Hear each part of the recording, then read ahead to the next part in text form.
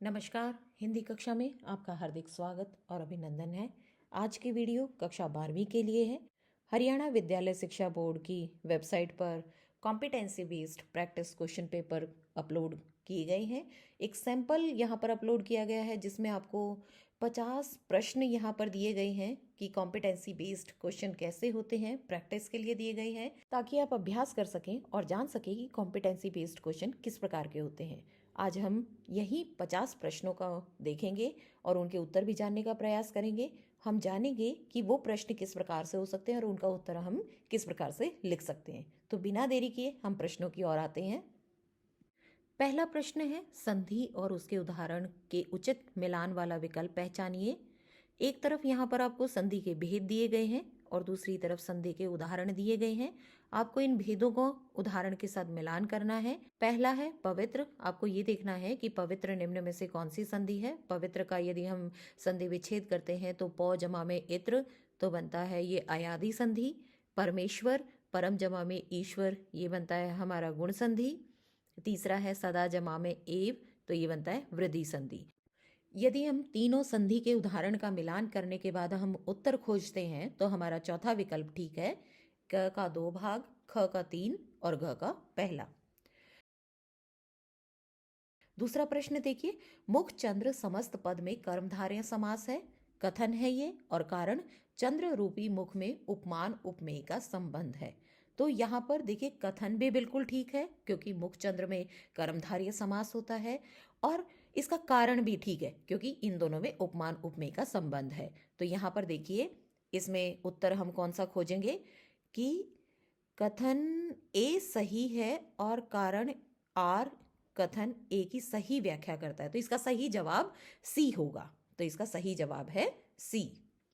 तीसरा प्रश्न देखिए, निम्नलिखित में से शुद्ध वाक्य पहचानिए। भगत सिंह का देश ऋणी है क्योंकि भगत सिंह का देश, तो ये गलत वाक्य है। ऋणी देश भगत सिंह का है क्योंकि देश ऋणी नहीं है, ये भी गलत वाक्य है। देश ऋणी भगत सिंह का है क्योंकि देश यहाँ पर है वो भगत सिंह ऋणी नहीं है, तो ये भी गलत वाक्य है। और चौथा विकल्प देश भगत सिंह का ऋणी है, तो सही जवाब चौथा विकल्प है कि देश भगत सिंह का ऋणी है। चौथा प्रश्न, मेघमय आसमान से उतर रही है संध्या सुंदरी परीसी धीरे धीरे। उपर्युक्त पंक्ति में कौन से अलंकार का प्रयोग किया गया है। तो यहाँ पर संध्या सुंदरी जो शब्द है, संध्या सुंदरी यानी कि संध्या का वर्णन किया गया है और उसको परी के समान बताया गया है। तो यहाँ पर उसका मानवीकरण किया गया है। तो यहाँ पर आपको स्मरण कौशल का प्रयोग किया गया है। तो स्मरण कौशल कैसे प्रयोग होगा, क्योंकि जब आपको पता होगा कि मानवीकरण अलंकार की परिभाषा क्या है तभी आप इसको प्रयोग कर पाएंगे कि मानवीकरण अलंकार का उदाहरण किस प्रकार से प्रयोग किया गया है। तो यहाँ पर मानवीकरण अलंकार है। श्लेष अलंकार किसे कहते हैं, एक उदाहरण दीजिए। श्लेष अलंकार की परिभाषा देनी है। श्लेष का अर्थ होता है चिपकना। जहां पर एक शब्द के साथ एक और अर्थ चिपक कर आ जाता है वहां पर श्लेष अलंकार होता है। आपको जो भी उदाहरण याद हो आप उसे लिख सकते हैं। कोई भी एक उदाहरण पूछा गया है जैसे अयमय खांड ने ऊख में, अजौ न बूझ अबूझ। तो यहाँ पर अयमय खांड, खांड शब्द के 2 अर्थ हैं, एक तलवार और एक गन्ने से बनी हुई खाद्य पदार्थ। छठा प्रश्न देखिए, निर्मल शब्द का संधि विच्छेद करके भेद का नाम लिखिए। निर्मल शब्द का ये स्मरण पर आधारित है। स्मरण कैसे होगा, आपको पता होना चाहिए कि संधि की परिभाषा क्या है, संधि के भेद कौन से हैं और उन भेदों की परिभाषा क्या है और उनके उदाहरण कैसे हैं, तभी आप उनको अप्लाई कर पाएंगे। तो निर्मल नी जमा में मल, तो कौन सा है, ये विसर्ग संधि है। जन्म से लेकर समास का समस्त पद लिखिए और भेद का नाम कारण सहित लिखिए। मतलब यहाँ पर आपको कारण भी लिखना है। जन्म से लेकर, तो यहाँ पर सही इसका समस्त पद होगा आजन्म। और आजन्म कौन सा समास होता है, अव्ययी भाव समास। और यहाँ पर हमें कारण भी पूछा गया है तो हमें कारण भी लिखना होगा। क्या लिखेंगे हम कि इसमें प्रथम पद अव्यय होने के कारण ये अव्ययी भाव समास है और यहाँ पर पूर्व पद अव्यय है इसीलिए ये अव्ययी भाव समास है। सूर्य ग्रहण के बाद स्वाति ने गंगा जल ग्रहण किया। इस पंक्ति में कौन सा अलंकार है और क्यों। तो यहाँ पर ध्यान दीजिए, ये वाला जो प्रश्न है आपका 3 अंक का है। तो 3 अंक के आधार पर ही आपको उत्तर देना है कि सूर्य ग्रहण के बाद स्वाति ने गंगा जल ग्रहण किया है। इसमें हमें अलंकार बताना है कि कौन सा अलंकार है और क्यों, उसकी व्याख्या भी बतानी है कि ये अलंकार क्यों है। तो यहाँ पर हम लिखेंगे कि यहाँ पर यमक अलंकार है। क्यों है? पंक्ति में तो बता दिया हमने कि यमक अलंकार है, लेकिन हम व्याख्या करेंगे कि क्यों है। तो यहाँ पर हम लिखेंगे कि ग्रहण शब्द का 2 बार प्रयोग किया गया है। एक है सूर्य ग्रहण, कि जैसे आप बताते ना कि सूर्य ग्रहण, चंद्र ग्रहण, ये, और दूसरा है ग्रहण। ग्रहण मतलब ग्रहण करना, लेना। तो यहाँ पर गंगा जल ग्रहण किया, तो ये 2 बार प्रयोग है। यमक अलंकार वहां पर प्रयोग किया जाता है जहां पर एक समान 2 शब्द प्रयोग किए जाते हैं, लेकिन दोनों का अर्थ अलग अलग होता है। एक यहाँ पर सूर्य ग्रहण और चंद्र ग्रहण, ग्रहण शब्द का प्रयोग किया गया है, और दूसरा ग्रहण करना मतलब लेना। रचनात्मक लेखन से संबंधित, यदि मैं इतिहास में एक दिन यात्रा कर सकता, अप्रत्याशित विषय पर रचनात्मक लेख लिखिए। तो यहाँ पर अनुप्रयोग कौशल का प्रयोग किया गया है। मतलब आपको पीछे की कितनी बातें याद हैं, इसको याद करके आप इसमें लिखेंगे। इसमें क्या लिख सकते हैं? संस्मरणात्मक, स्मृति पर आधारित, कोई भी कहानी निबंध के आधार पर, जैसे आज नई कार से खेलते हुए अपनी पुरानी गाड़ी की उससे तुलना करना, पुरानी यादों का स्मृति पटल पर छा जाना। स्मृति बिंदु क्या क्या हो सकते हैं? घर के पास एक कबाड़ी की दुकान पर पुराना सामान बेचने जाना, भाई की पुरानी कार पर उसकी नज़र पड़ना, गाड़ी की वर्तमान स्थिति बताना, और उसके साथ खेली गई पुरानी यादों को कल्पना में ताज़ा करना। इसके आधार पर कोई भी 2 कारण या 2 बिंदु आप लिख सकते हैं। आप इसे इतना विस्तृत रूप दे दीजिएगा कि वो 5 अंक में समाहित हो जाए और 5 अंक के अनुसार आपका उत्तर बन सके। इसी प्रकार का एक और रचनात्मक लेखन में दिया गया है, अगर मेरे सपने सच हो जाते तो जीवन कैसा होता। अप्रत्याशित विषय पर रचनात्मक लेख लिखिए। मतलब आपने कोई भी सपना सोचा है और वो सपना आपका सच हो जाए तो आपका जीवन कैसा होता। कोई भी आपने कल्पना की है कि काश ये होता, काश ये होता, और वो सचमुच में ही सच हो जाता, वो सत्य हो जाता, तो आपका जीवन कैसे होता। तो इसके बारे में क्या लिखना है कि अपने मौलिक विचारों को प्रस्तुत करना, विषय के अनुरूप लेख की विधा निर्धारित करना, विचारों को लिखित रूप में व्यवस्थित करके प्रस्तुत करना, विषय से संबंधित स्वतंत्र विचारों की शब्द सीमा निश्चित करना। मतलब 5 अंक का है तो उसी के अनुसार शब्द सीमा भी होनी चाहिए। ये नहीं कि 5 अंक का है और आप लिख दो वहाँ पर 50-60 शब्दों में ही उसे समाहित कर दो, ऐसा भी नहीं होना चाहिए। स्वतंत्र विचाराभिव्यक्ति होने के कारण मुख्य विषय से भटकने की संभावनाओं से बचने का प्रयास करना। मतलब ऐसा आपको फ्री छोड़ दिया गया है कि आप लिखो कि अगर ऐसा होता तो क्या होता। ऐसा नहीं है, कि वो भी एक सीमा है। अगर ऐसा नहीं कि आप जीवन में ऐसा सोचते कि काश ये होता, एक ही सपना है तो एक ही सपने को लेकर आपको उसे विस्तार से, ऐसा नहीं कि आपने 10 सपने सोचे और आप उन 10 सपनों के बारे में लिखते जाओ, ऐसा नहीं कि आपने सोचा, एक चीज़ सोची और उसी पर आप उसको विस्तार से लिखते जाओगे। तो एक सीमा होती है, उसी सीमा के बंधन में बंध कर ही आप उसे लिखेंगे। आपको जो मुख्य विषय दिया गया है आप उससे ना भटके।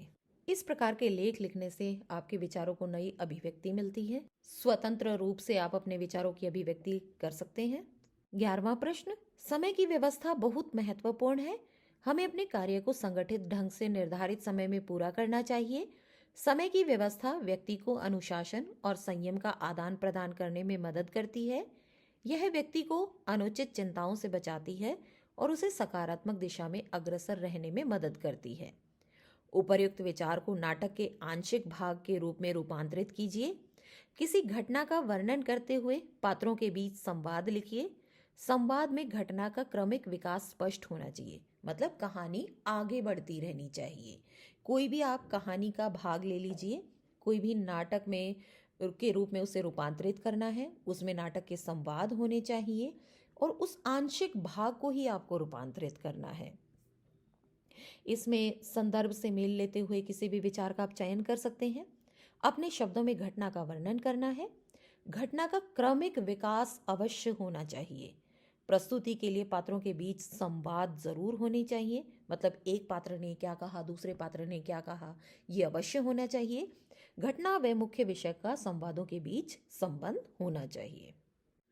इसी प्रकार का एक और प्रश्न है, 17 नवंबर 2024 को भारत ने खुलासा किया कि रक्षा अनुसंधान और विकास संगठन DRDO ने ओडिशा के तट पर देश की पहली लंबी दूरी की हाइपरसोनिक मिसाइल का सफलतापूर्वक परीक्षण किया, जो एक नई हथियार प्रणाली के साथ सैन्य क्षमताओं को बढ़ाने में एक महत्वपूर्ण कदम है। मिसाइल पर बहुश्रेणी प्रणालियों द्वारा नजर रखी गई तथा इसके सफल टर्मिनल संचालन की पुष्टि डाउन रेंज जहाज स्टेशनों से प्राप्त उड़ान डेटा के माध्यम से की गई। उपर्युक्त समाचारों में से किन्हीं 6 ककारों को पहचान कर लिखिए। आपके पाठ्यक्रम में अभिव्यक्ति और माध्यम पुस्तक में 6 ककार दिए गए हैं। वो 6 ककार कौन कौन से हैं? क्या, कौन, कब, कहाँ, कैसे और क्यों। तो यहाँ पर आप क्या लिखेंगे? क्या। अब इसी पैराग्राफ में से हमें छांट कर लिखने हैं। इसी में सवालों के जवाब छिपे हुए हैं। क्या मतलब? देश की पहली लंबी दूरी की हाइपरसोनिक मिसाइल का सफल परीक्षण। इसके बाद है कौन? रक्षा अनुसंधान और विकास संगठन। कब? दिनांक दी हुई है, सन दिया हुआ है 17 नवंबर 2024। कहाँ? स्थान है ओडिशा के तट पर। कैसे? बहुश्रेणी प्रणालियों द्वारा नजर रखना और संचालन की पुष्टि डाउन रेंज जहाज स्टेशनों से प्राप्त उड़ान डेटा के माध्यम से करना। क्यों? सैन्य क्षमता को बढ़ाने के लिए।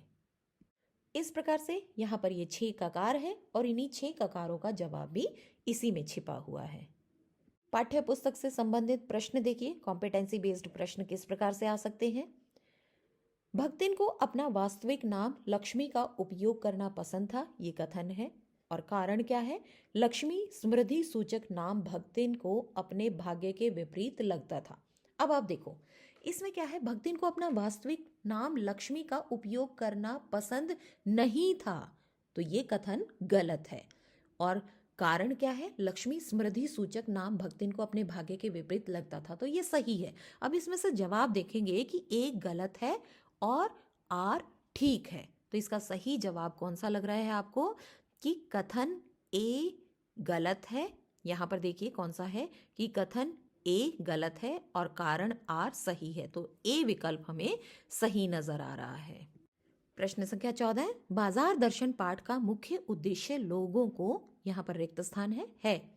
तो इसका देखेंगे हम, बाजारवाद की शोषण वृत्ति बताना और सार्थकता सिद्ध करना, बाजार की आवश्यकता और मूल उद्देश्य से अवगत कराना, व्यर्थ में धन खर्च करने के लिए प्रोत्साहित करना, या फिर बाजार के प्रति अनादर के भाव से ग्रसित करना।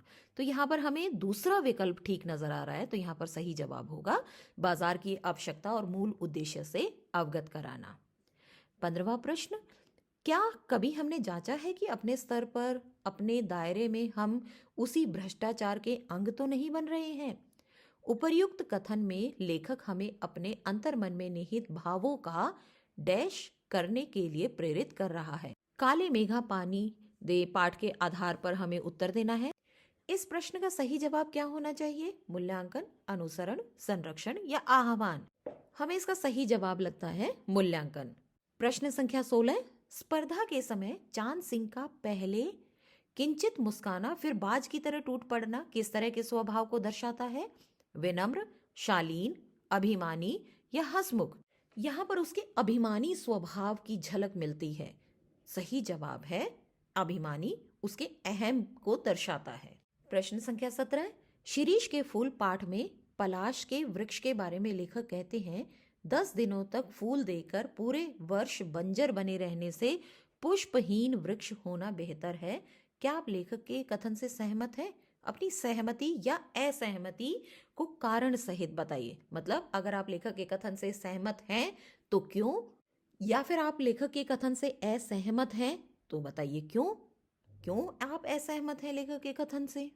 यहाँ पर जो आपको इवेल्युएशन क्राइटेरिया दिया गया है उसमें हम दोनों को ही देखेंगे। यदि आप हाँ कहते हैं कि मैं लेखक के कथन से सहमत हूँ, क्यों?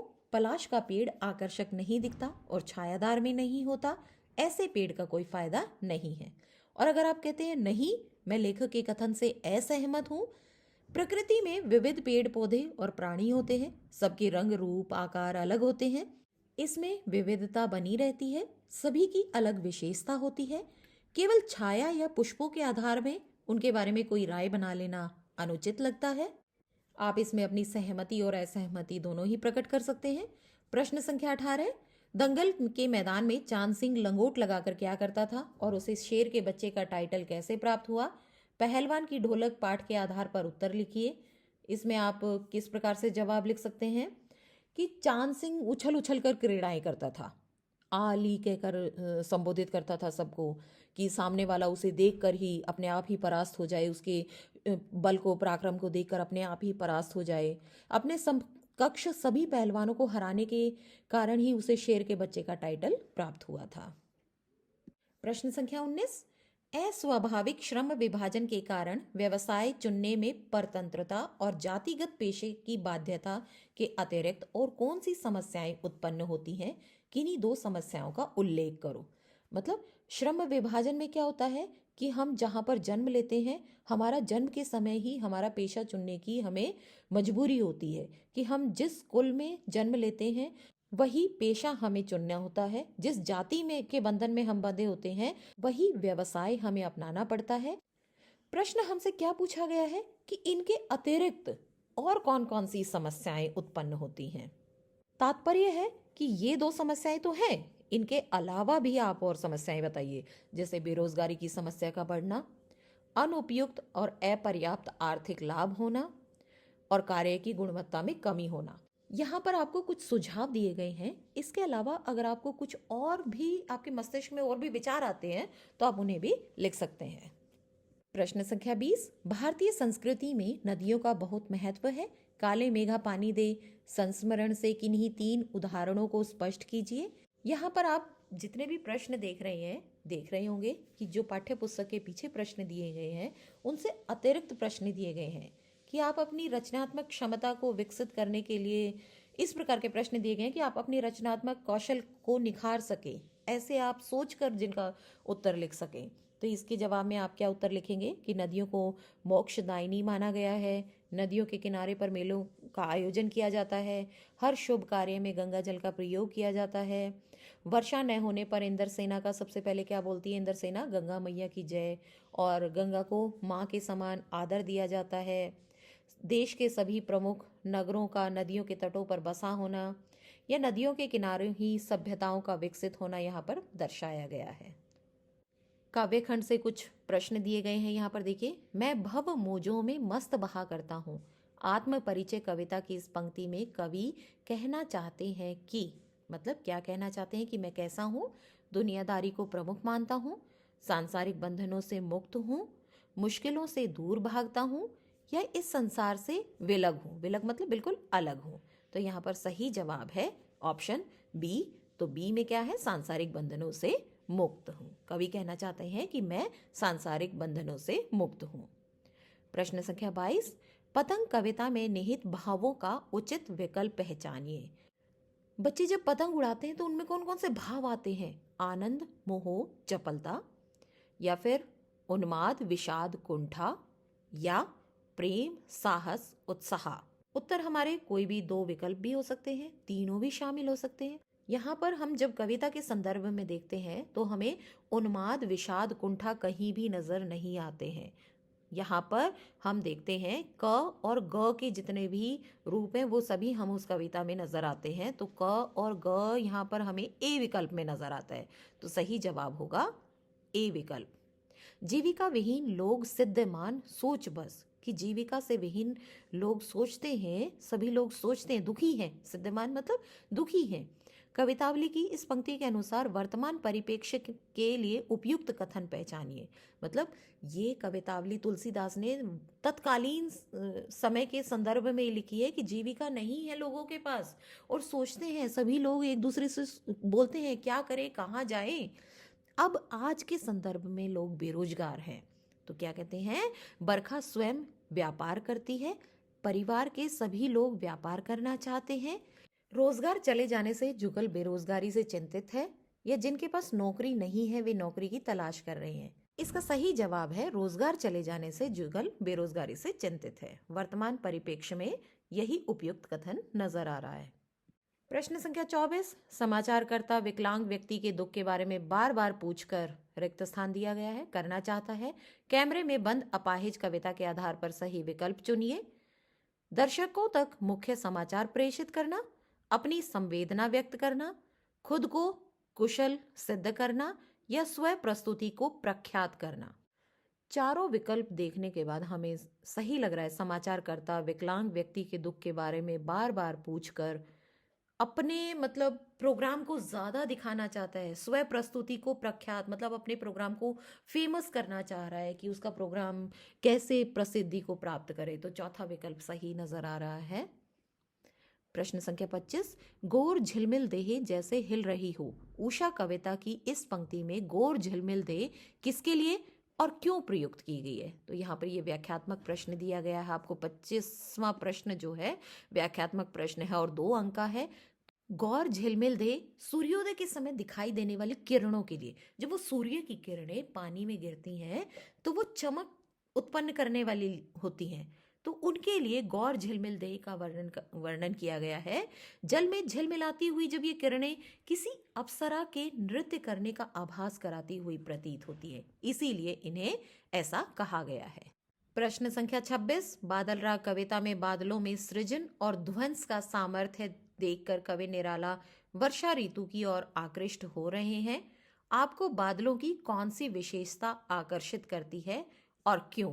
ये आप अपने अनुसार कर सकते हैं। इसका कोई एक सटीक जवाब नहीं हो सकता है, क्योंकि आपके जवाब अपनी तरफ से अलग अलग हो सकते हैं कि आपको कौन सा जवाब अच्छा लगता है, कि आपको ये ऋतु अच्छी लगती है तो क्यों अच्छी लगती है। कवि निराला तो कहते हैं कि ये सृजन भी है और ध्वंस भी है, दोनों ही ये सामर्थ्य हैं इसमें। तो लेकिन आप अपनी तरफ से इसमें विचार लिख सकते हैं कि आपको कौन सी विशेषता आकर्षित करती है। तो यहाँ पर जैसा जवाब दिया गया है इसमें इवेल्युएशन क्राइटेरिया के आधार पर जो दिया गया है उसे हम देखते हैं कि यहाँ पर बादलों की निष्पक्षता को दर्शाया गया है, क्योंकि जब बादल बरसते हैं तो वो ये नहीं देखते कि वो कौन अमीर है, कौन गरीब है, कौन किसान है, कौन व्यापारी है, कौन किस प्रकार का देश है विदेश है, सभी में समान रूप से बरसता है। प्रश्न संख्या 27, बात सीधी थी पर कविता में कवि क्या संदेश देना चाहते हैं? कोई भी 3 बिंदु लिखिए। कोई भी 3 लिख सकते हैं, 4 लिख सकते हैं, आपकी मर्जी है। भाषा की जटिलता से बात प्रभावहीन हो जाती है, मतलब हम अगर बात को और ज़्यादा मुश्किल बनाते हैं तो उस बात का प्रभाव समाप्त हो जाता है। यह भाषा का उद्देश्य नहीं होना चाहिए। हर समस्या का निवारण करने के लिए हमें धैर्य से विचार करना चाहिए। दूसरों की वाहवाही प्राप्त करने की होड़ हमें नहीं होनी चाहिए। प्रश्न संख्या 28, रुबाइयां में फिराक गोरखपुरी ने जिन बाल सुलभ व्यवहारों और माँ की कोमल भावनाओं का चित्रण किया है उसे अपने शब्दों में लिखिए। फिराक गोरखपुरी ने वात्सल्य रस का बहुत अच्छा वर्णन किया है, बहुत सटीक चित्रण किया है कि माँ कैसे बच्चे को गोदी में झुलाती है, बीच बीच में उसे हवा में उछालती है। जब बच्चे को हवा में उछालती है तो बच्चा खिलखिलाकर हंसता है।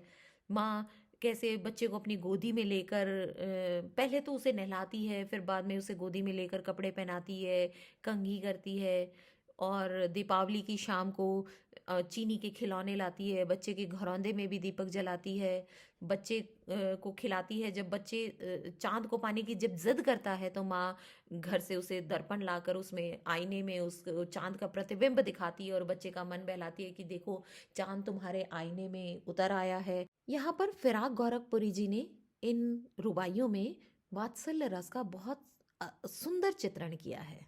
एक प्रश्न आपके वितान से है, यशोधर बाबू का परिवार आधुनिकता की आंधी में बिखरता हुआ प्रतीत होता है, सिल्वर वेडिंग पार्ट के आधार पर सिद्ध कीजिए। यहाँ पर सिल्वर वेडिंग पार्ट के आधार पर बताना है कि यशोधर बाबू क्या सोचते हैं और उनका परिवार किस प्रकार की विचारधारा रखता है। यशोधर बाबू का परिवार जो था वो तो आधुनिक विचारों वाला था, लेकिन यशोधर बाबू परंपरागत विचारों वाले थे। यशोधर बाबू का परिवार जो है उनकी तरह परंपराओं में जकड़ा हुआ नहीं था। सभ्यता और संस्कृति का पालन करना वे बोझ मानते थे, और जबकि यशोधर बाबू क्या करते थे, वो परंपराओं को मानने वाले थे। किशन दा को वो अपना आदर्श मानते थे और उन्हीं के आदर्शों पर चलने वाले थे, जबकि उनका परिवार संस्कारों और संस्कृति का पालन करने वाला नहीं था। जूझ और सिल्वर वेडिंग पाठ के प्रमुख पात्र आनंदा और किशनदा दोनों का जीवन संघर्ष में रहा। पाठ के आधार पर दोनों पात्रों का तुलनात्मक अंतर लिखिए। अब यहाँ पर देखिए दो पाठ तो हैं, लेकिन दो अलग अलग पाठ हैं और दो अलग अलग पाठों के दो पात्र ले लिए और उनमें तुलनात्मक वर्णन करने के लिए यहाँ पर दे दिया है आपको। आनंदा के जीवन संघर्ष से उनकी कविता लेखन की कला को विकसित किया। मास्टरों के व्यवहार और वसंत की दोस्ती से पाठशाला में उनका विश्वास बढ़ने लगा। और किशनदा पुरानी परंपराओं में जकड़े रहे, उसी से संघर्ष करते रहे। आधुनिकता को वे बिल्कुल भी अपना नहीं सके। सादा रहन सहन, सरल जीवन शैली को अपनाने वाले व्यक्ति थे। पुरानी परंपरा और पीढ़ियों के जकड़े रहने के कारण ही उनका जीवन संघर्ष में रहा। प्रश्न संख्या 31, मोहनजोदड़ो की गलियों और राजस्थान में कौन सी समानताएं हैं? अतीत में दबे पांव पाठ के आधार पर लिखिए। इसके जवाब में आप क्या लिखेंगे? राजस्थान के पुराने गांव की तरह गलियों का होना, घरों की बनावट जैसलमेर के गांव के घरों की तरह का होना, कुएं, कुंड, गली और कच्ची पक्की ईंटों के मकान की समानता, जैसलमेर की कुलधरा गांव के घरों की दीवार, प्रवेश द्वार और खिड़कियों में समानता और खेती में समानता। प्रश्न संख्या 32, अब तो डिजिटल ले लो, एक जापानी सस्ती मिल जाती है, यह कथन किसने, किसे और किस उद्देश्य से कहा? सिल्वर वेडिंग पाठ के आधार पर लिखिए। 3 अंक का ये प्रश्न है, 3 अंक का आपका ये प्रश्न है। किसने कहा, किससे कहा और किस उद्देश्य से कहा? किसने कहा? चड्ढा साहब ने कहा। किससे कहा? यशोधर बाबू से कहा। और किस उद्देश्य से कहा? अपने धृष्ट स्वभाव के कारण, पंत जी का अपमान करने के उद्देश्य से। अभिव्यक्ति और माध्यम से देखिए आपके एमसीक्यूज किस प्रकार के आ सकते हैं, कॉम्पिटेंसी बेस्ड प्रश्न किस प्रकार के आ सकते हैं। निम्नलिखित शब्दावली के आधार पर पत्रकारीय लेखन में उपयोग किए जाने वाले शब्दों के सही विकल्प का चुनाव कीजिए। अस्वाभाविकता, कल्पनात्मकता, तात्कालिकता और तथ्यात्मकता। प्रश्न को पढ़िए ध्यान से। पत्रकारीय लेखन में उपयोग किए जाने वाले शब्द होते हैं तात्कालिकता और तथ्यात्मकता। उसमें अस्वाभाविकता और कल्पनात्मकता का कहीं भी समावेश नहीं होता है। तो सही जवाब हमारे होते हैं ग विकल्प और घ विकल्प। देखिएगा इसमें ग और घ किसमें है? डी ऑप्शन में। सही जवाब है हमारा डी ऑप्शन। प्रश्न संख्या 34, हालदार साहब ने पान वाले से पूछा, नेताजी का चश्मा हर बार कैसे बदल जाता है? संचार के तत्वों के अनुसार इस संवाद में हालदार साहब डैश हैं और पान वाला डैश है। यहाँ पर बोलने वाला कौन है और सुनने वाला कौन है? यहाँ पर बोलने वाला कौन है? किसने पूछा है प्रश्न? यहाँ पर हालदार साहब ने। और सुनने वाला कौन है? पान वाला। तो संचारक कौन हुआ? हालदार साहब, मतलब जो संदेश दे रहा है। और प्राप्तकर्ता कौन हुआ? प्राप्त करता है यहाँ पर पान वाला। तो सही जवाब है ए विकल्प। प्रश्न संख्या 35, रन, गली, slip, corner, penalty, stroke, free hit. Raghav ने निबंध प्रतियोगिता के लिए समाचार पत्र से इन शब्दों का चयन किया है। इन शब्दों को पुनः देखने के लिए उसे समाचार पत्र के किस पृष्ठ को खोलना होगा? तो अब देखिए यहाँ पर 4 ऑप्शन दिए गए हैं, सामाजिक मुद्दे, खेल जगत, शिक्षा क्षेत्र, मनोरंजन। तो यहाँ पर जब हम देखते हैं रन, रन से ही क्या आता है? खेल जगत। तो सही ऑप्शन होगा खेल जगत। संख्या 36, नाटक में दृश्यों का क्रमिक विकास डैश से सुनिश्चित होता है। नाटक का क्रमिक विकास किससे होता है? अनुकूल वातावरण, सजीव अभिनय, पार्श्व संगीत या संवाद? नहीं, सबसे अधिक क्रमिक विकास होता है संवाद से। तो सही जवाब होगा संवाद। प्रश्न संख्या 37, शशांक रात के 12 बजे तक पढ़ रहा है, अचानक बिजली चली गई। वह अपनी किताबें खिसकाता है और माचिस की तिल्ली से मोमबत्ती जलाता है। उपर्युक्त दृश्य को रेडियो नाटक में प्रस्तुत करने के लिए किन बिंदुओं का दृश्यावलोकन होगा? मतलब आप अगर टीवी में देख रहे हैं तो वो सीन दिखाई दे जाएगा कि रात के 12 बजे हैं, बिजली चली गई, तो वो पिक्चर आपको सामने से दिखाई देगी। लेकिन आप उसे रेडियो में सुन रहे हैं तो सुनते समय कौन कौन सी चीजें होंगी? आप ऑप्शन में देखिए क्या क्या होगा इसमें। बिजली चली जाने की ध्वनि सुनाई देगी, रात के सन्नाटे में कीड़ों की आवाज सुनाई देगी, रात के 12 बजे का समय पात्र के संवाद से अभिव्यक्त होगा, किताबें सरकाने एवं माचिस की तिल्ली से मोमबत्ती जलाने की आवाज ध्वनियों के माध्यम से सुनाई देगी। तो यहाँ पर हमें सिर्फ पहले वाला ऑप्शन गलत लग रहा है, क्योंकि रात के सन्नाटे में कीड़ों की आवाज भी सुनाई दे सकती है और ये किसी पात्र के माध्यम से ये भी बताया जा सकता है कि रात के 12 बज गए हैं। तबे सरकाने और माचिस की तिल्ली से मोमबत्ती जलाने की आवाज भी सुनाई जा सकती है। सही विकल्प होगा डी, जिसमें ख, ग और घ तीनों ही विकल्प सही हैं। प्रश्न संख्या 38, चेतन कर्तव्यनिष्ठ और विनम्र है। कहानी में चेतन की दोनों चारित्रिक विशेषताओं का परिचय किस प्रकार दिया जाना चाहिए? कैसे लिखे कहानी पाठ के आधार पर बताइए। तात्पर्य क्या है कि एक चेतन नाम का कैरेक्टर है, उसकी आपको चारित्रिक विशेषताओं को दर्शाना कि वो किस प्रकार का चरित्र है।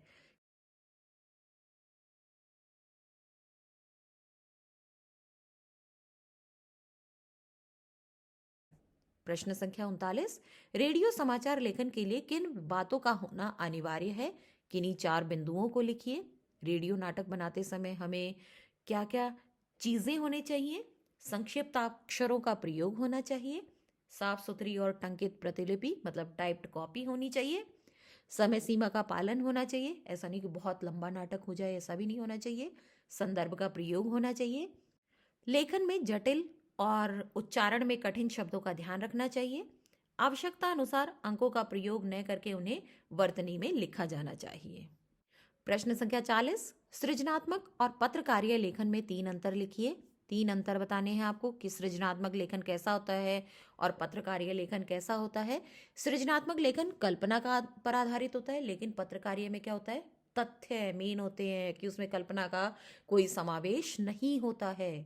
सृजनात्मक लेखन समुदाय के लिए लिखा जाता है, लेकिन पत्रकारीय लेखन विशाल समुदाय के लिए लिखा जाता है। सृजनात्मक लेखन अलंकार युक्त और संस्कृत निष्ठ भाषा शैली में लिखा जाता है, लेकिन पत्रकारीय लेखन में सहज, सरल और रोचक शब्दावली, मतलब उसमें कोई भी क्लिष्ट भाषा का प्रयोग नहीं किया जाता। सृजनात्मक लेखन में वैचारिक स्वतंत्रता होती है, मतलब अपने विचार स्वतंत्र रूप से प्रकट कर सकते हैं, किंतु पत्रकारीय लेखन में पाठक वर्ग की रुचि और आवश्यकताओं को ध्यान में रखकर तत्कालीन परिस्थितियों के आधार पर लिखा जाता है। सृजनात्मक लेखन में विशेषणों से सुसज्जित विस्तृत शब्द भंडार का प्रयोग करने की स्वतंत्रता होती है, मतलब उसको अलंकार भी कर दिए हमने, विस्तृत विशेषण भी लगा दिए हमने, बहुत सारा उसको सजा संवार कर हम लिख सकते हैं। जैसे सृजनात्मक हो गया तो उसे सजा संवार कर तो लिख सकते हैं, लेकिन पत्रकारीय लेखन में कैसे शब्द होंगे, सरल होंगे, छोटे होंगे और जिसमें दोहराव या विशेषण का हम प्रयोग नहीं कर सकते हैं। प्रश्न संख्या 41, एक नाटककार का कुशल संपादक होना आवश्यक होता है। कथन को सिद्ध करने के लिए 3 कारण लिखिए। मतलब एक नाटककार जो होता है, अर्थ कैसे समझेंगे इस प्रश्न का कि जो नाटक लिखेगा उसका कुशल संपादक होना भी बहुत जरूरी है। तो इसके लिए 3 विशेषताएं आप क्या होंगे? नाटक मंच पर मंचित होने के कारण, घटनाओं, स्थितियों या दृश्य का चुनाव करने के कारण, दृश्य का आरंभ से अंत तक क्रमिक विकास दर्शाने के कारण उसका संपादक होना बहुत जरूरी है। आदर्श जीवन मूल्य से भी इसी प्रकार के प्रश्न आएंगे आपके। जैसे यहाँ पर 4 प्रश्न हम देख लेते हैं। दुविधा से ऊपर उठो पाठ में इंद्रिय संयम का क्या अर्थ है और उससे क्या लाभ हो सकता है? इंद्रिय संयम मतलब अपनी इंद्रियों को संयमित रखना, उसका दुरुपयोग न करना, उसका निरर्थक उपयोग करने से बचना है। इससे फायदा क्या होगा? विद्यार्थियों का मनोबल बढ़ेगा, मन में एकाग्रता आएगी। दूसरा प्रश्न इसके देखिए, संतुलित जीवन पाठ के आधार पर बताइए कि आप अपने विद्यार्थी जीवन में असफलता को सफलता में बदलने के लिए क्या करेंगे। मतलब आपको किसी भी कार्य में असफलता मिली है और आप चाहते हो कि नेक्स्ट टाइम मुझे इसमें सफल होना है, तो आप उसके लिए क्या क्या प्रयास करेंगे? जीवन में धैर्य, उत्साह और आत्मविश्वास बनाए रखेंगे कि मतलब एक बार अगर असफल हो गए तो ये नहीं कि बस डर के या हार मान के बैठ जाएंगे, नहीं, आत्मविश्वास बनाएंगे कि मैं दोबारा से प्रयास करूंगा, मैं इसमें जीत हासिल करके रहूंगा, अपनी गलतियों को सुधारेंगे और उन्हें दूर करने का प्रयास करेंगे ताकि नेक्स्ट टाइम, अगली बार आप उन्हें में जीत हासिल कर सके। कार्य में कुशलता पाठ के आधार पर भय और क्रोध के 2 प्रभाव बताइए। मन में आशंकाएं भर जाएंगी तो क्या होगा? कॉन्फिडेंस कम हो जाएगा, आत्मविश्वास कम हो जाएगा। मानसिक रूप से कमजोर होंगे तो क्या होगा? एकाग्रता भंग होगी, कंसंट्रेशन बन ही नहीं पाएगी। तो क्या होगा? ये 2 चीजें कम होंगी तो आपके कार्य में कुशलता नहीं आ सकती। भय और क्रोध के कारण ये दो प्रभाव होंगे कि आप कार्य में कुशलता नहीं ला पाएंगे। सुख और दुख से क्या अभिप्राय है? शांत जीवन उन्नत मन के पाठ के आधार पर बताइए। सुख का मतलब है मन की स्थिरता और दुख का मतलब है मन की अस्थिरता। यदि मन स्थिर है तो सभी भौतिक सुख सुविधाओं के होते हुए भी मन दुखी रहेगा, और यदि मन स्थिर है तो अभाव में भी सुखद का अनुभव होगा। मतलब हमारे पास कोई भी चीज़ नहीं है तो भी हम सुख का अनुभव करेंगे, और अगर हमारे पास बहुत सारी चीज़ें हैं, घर है, गाड़ी है, कपड़ा है, मकान है, और उसके बाद भी हम सोचेंगे कि हमारे पास कुछ नहीं है, मुझे और चाहिए, और ज़्यादा धन दौलत चाहिए, तो क्या होगा? मन दुखी ही रहेगा।